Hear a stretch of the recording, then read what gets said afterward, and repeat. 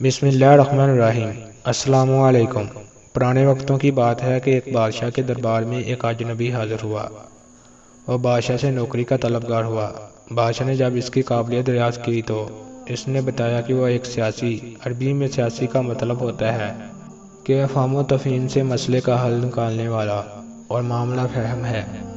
بادشاہ کے پاس پہلے ہی سیاستدانوں کی لمبی قطار تھی، لیکن اتفاق سے اس کے استبل کا رکھوالا فوت ہو چکا تھا۔ چنانچہ بادشاہ نے اسے اپنے خاص استبل کا رکھوالا بنا دیا۔ کچھ دن بعد بادشاہ نے اس شخص سے اپنے سب سے عزیز گھوڑے کے بارے میں دریافت کیا تو اس نے کہا کہ یہ گھوڑا نسلی نہیں ہے۔ بادشاہ نے وہ گھوڑا بڑا مہنگا خریدا تھا۔ چنانچہ بادشاہ نے اس شخص کو حاضر کرنے کا حکم صادر کیا، جو دور کہیں جنگل میں گھوڑے سدانے اور سدا کر بیچنے کا کاروبار کرتا تھا۔ جب وہ شخص حاضر ہوا تو بادشاہ نے اس شخص سے دریافت کیا کہ تم نے تو مجھے یہ گھوڑا اصلی اور نسلی کہہ کر بیچا تھا، لیکن یہ تو نسلی نہیں۔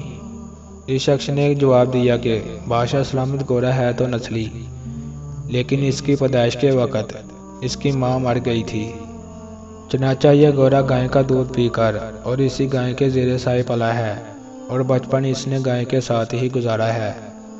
بادشاہ نے اس شخص کو رخصت کیا اور اپنے استبل کے رکھوالے کو بلا کر پوچھا کہ تم کو کیسے پتا چلا کہ گھوڑا اصلی نہیں؟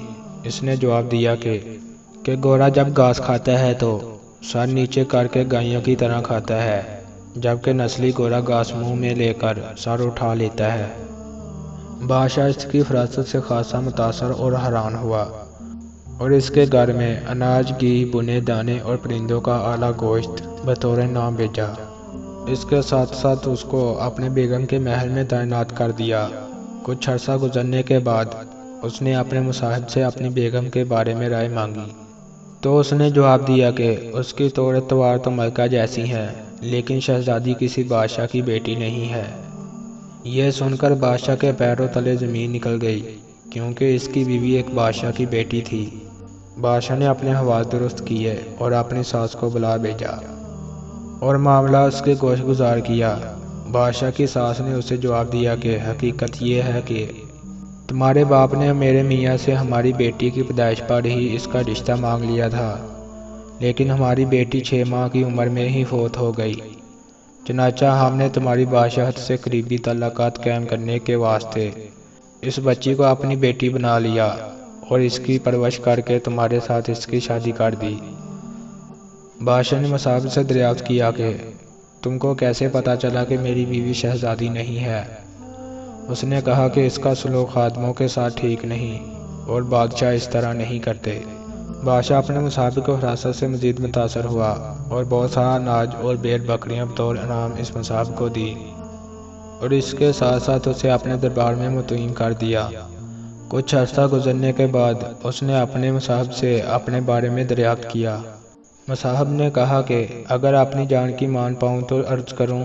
بادشاہ نے اسے جان کی مان کا وعدہ کیا تو اس نے کہا تم ہو تو بادشاہ، لیکن نہ تو تم بادشاہ ہو نہ ہی تمہارے چال چلن بادشاہوں جیسے ہیں۔ یہ سن کر بادشاہ کے پاؤں تلے زمین نکل گئی۔ امان کا وعدہ وہ پہلے ہی دے چکا تھا۔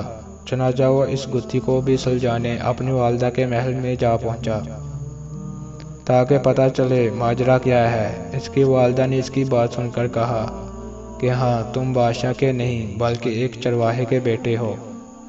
بادشاہ نے مصاحب کو بلایا اور اس سے پوچھا کہ تمہیں کیسے پتا چلے کہ میں بادشاہ کا بیٹا نہیں ہوں؟ مصاحب نے بادشاہ کو جواب دیا کہ بادشاہ جب کسی کو انعام و کرام دیا کرتے ہیں تو ہیرے، موتی اور جواہرات کی شکل میں دیا کرتے ہیں، لیکن تم جب بھی کسی کو انعام و کرام سے نوازتی ہو تو اناج، بیر بکریاں اور کھانے پینے کی چیزیں عنایت کرتے ہو۔ یہ سلوک کسی بادشاہ کے بیٹے کا نہیں بلکہ کسی چرواہے کے بیٹے کا ہی ہو سکتا ہے۔